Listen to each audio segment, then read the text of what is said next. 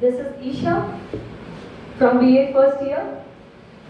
तो सबसे पहले तो मेरा नमन आप सभी को और हमारे टीचर्स को भी और ग्रेजुएट्स को। जेन जी बहुत भारी नाम नहीं है, जेन जी जनरेशन। अच्छा, एक बात मेरे दिमाग में आई ये बड़ी बड़ी बातें सुन के कि हमारे भारत देश का निर्माण जेन जी करेंगे, हमारी संस्कृति को आगे जेन जी लेके जाएंगे। मैं एक छोटा सा सवाल पूछती हूँ, सारी जिम्मेदारी क्या जेन जी की है? क्योंकि मैं विपक्ष में हूँ तो ये मेरे मन में आया कि सारा बेड़ा जेन जी ने यानी हमने उठा रखा है। लेकिन उसके बाद मुझे ऐसा लगा कि हर भावी पीढ़ी के ऊपर यही बर्डन है। हमसे पहले शायद आप लोगों के ऊपर ये बर्डन होगा, आपके बाद अब ये बेड़ा हम उठा रहे हैं। तो जेन जी काम बहुत अच्छा करती है, लेकिन मेरे विचार में संस्कृति के मामले में जेन जी अभी थोड़ा पीछे। कैसे पीछे है?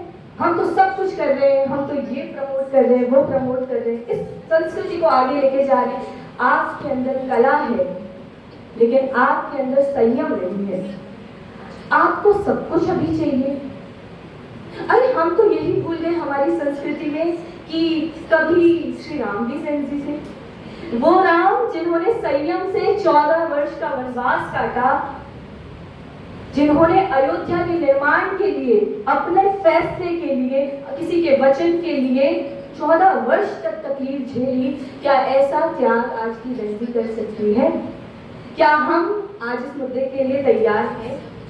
मैं बहुत पुरानी बात नहीं करूंगी, अभी जो जेन जी प्रोटेस्ट हुआ हम उसे हमारी संस्कृति से ही जोड़ के देख लेते हैं। हम कहते हैं कि हम उस नीति को लेके चलते हैं जहां कोई एक गाल पे चाटा मारे तो कोई दूसरा गाल भी आगे कर दे। क्या हमने ऐसा किया? क्या हमने तोड़फोड़ नहीं करी? क्या हमने किसी 40 वर्ष के आदमी का निरादर नहीं किया? हो सकता है वो आदमी गलत हो सकता है कि हमारी शिक्षा नीति में कमियां हो, लेकिन जो तरीका हमने चुना वो सही था। जो वार हमने अपने से बड़ों पे किए वो संस्कृति को दर्शाते हैं।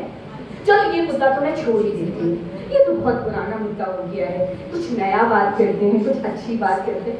ये जो जेन जी का ट्रेंड है ना, इंटरनेट एडिक्शन, जो शायद आज की संस्कृति को धीरे धीरे खत्म कर रहा है। ऐसे बोलते हैं कि इंटरनेट जो है वो हमें अपनों से जोड़ता है।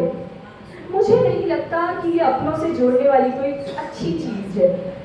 मुझे याद है कि शायद मेरे पापा बड़े बड़े परिवारों में साथ में और प्यार से रहा करते थे, लेकिन आज तो मुझे मुश्किल से घर में कोई बड़ा बुजुर्ग दिखता है जिससे मैं थोड़ी सी भी ज्ञान की उम्मीद कर सकूं, जिससे मैं थोड़े से भी गाइडेंस की उम्मीद कर सकूं। तो जेन जी बहुत आगे नहीं गया है। बहुत से मुद्दे हैं जिसमें जेन जी अभी बहुत पीछे रह गया है। आप खुद बताइए, आप जेन जी हैं, मैं जेन जी हूँ, हम में से कितने लोग हैं जो अपनी संस्कृति का सम्मान करते हैं? सच सच बताना आज करते हैं। मुझे एक छोटी सी बात याद आ रही है कि हमारी भारतीय संस्कृति में गुरु को बहुत ऊपर माना गया है। गुरु है ब्रह्मा, गुरु है विष्णु, गुरु है देवो महेश्वरा, गुरु है साक्षात परम ब्रह्मा, तस्मै श्री गुरुवे नमः। लेकिन ये जो जेन जी है ना, ये तो गुरु से भी आगे मानने लग गई है। गुरु गुड़ ही रह गया और चेला तो चीनी बन गया।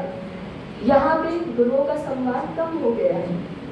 ये मैं इसलिए नहीं कह रही हूँ क्योंकि मुझे ऐसा लगता है कि आने वाली जनरेशन इससे भी बुरी होगी। मैं इसलिए कह रही हूँ क्योंकि मैं खुद एक टीचर हूँ और मुझे ऐसा लगता है कि ये जो प्रचलन चल रहा है इसने कहीं ना कहीं खुद शिक्षकों का सम्मान भी हमारी आने वाली पीढ़ी में कम कर दिया है। तो संस्कृति के मामले में जिसने जो कुछ भी अच्छी अच्छी बातें मुझसे पहले कही है, मैं उनका तो खंडन करती हूँ, क्योंकि हमारे अंदर समझ है, समझदारी है, मौलिकता है, लेकिन हमारे अंदर संयम नहीं है, बिल्कुल नहीं है। हम तो वो जनरेशन है जो छोटी छोटी बातों पे बड़े बड़े मुद्दे बना लेते हैं। वो जनरेशन है जो रंगों के लिए लड़ लेते हैं। मुझे एक बहुत अच्छी सी बात याद है, मैं ज़्यादा समय नहीं लूँगी, मैं थोड़ा सा समय और लूँगी, कि एक बहुत ही प्यारा सा श्लोक या एक बहुत ही प्यारी सी सरगम है कि तू भागीरथी सी चंचल है, तू भागीरथी सी चंचल है, मैं अलग नंदा सी शांत प्रिय, मिल जाता है और हो जाता है संगम संगम हमारा, तू बनती गंगा और मैं तेरा घाट प्रिय।